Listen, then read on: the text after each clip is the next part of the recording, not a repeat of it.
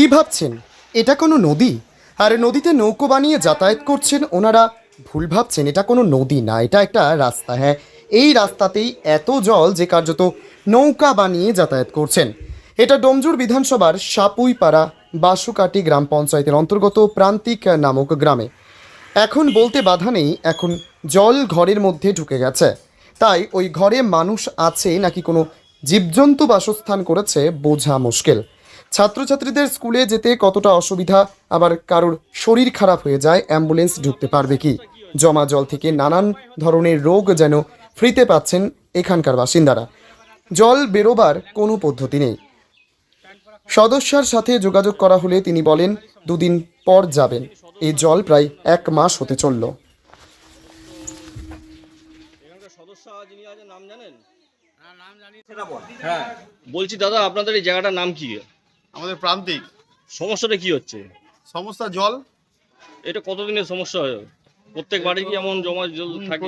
প্রত্যেক বছরই এরকম সময় জল থাকে।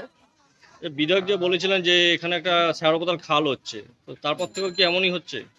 আর খাল তো বহু বছর ধরে হচ্ছে, 8-9 বছর প্রায় হয়ে গেল। খাল তো এখনো অবধি হচ্ছে। প্রত্যেক বছরই বর্ষার সময় বলে যে খাল হচ্ছে, খালে কাজ হয়েছে, পরিষ্কার হয়েছে, পাম্প চলছে, কিন্তু জল তো আমাদের এখানে থাকে প্রত্যেক বছর। এটা তো আমার মোটামুটি এই জল যখন জমে যায় কতদিন থাকে? মোটামুটি আমাদের এখানটা তো 1 মাস, কখনো কখনো 1 মাসও পার করে দেয়। তা আপনাদের যিনি সদস্য বা সদস্য আছেন তিনি এসছেন এর ভেতরে দেখা করতে? আমার সঙ্গে তো দেখা হয়নি, উনি এসছেন কিনা আমি জানি না। আমি পাড়াতেই থাকি, তবে মনে হয় না এসেছে বলে। আমি একদিনও দেখতে পাইনি। আপনার নাম? আমার নাম শুভঙ্কর নস্কর। বলছি তোমরা কি স্কুলে যাচ্ছ? হ্যাঁ, বাড়ি কোথায়? এখানেই? হ্যাঁ, এই তো সামনে। তো ওই জল পাড়িয়ে বৃষ্টির জলে জমা জলে যাচ্ছ, কেমন লাগছে স্কুলে যেতে? যেতে তো ইচ্ছে করছে না, অনেক জল। জলে কি করবো?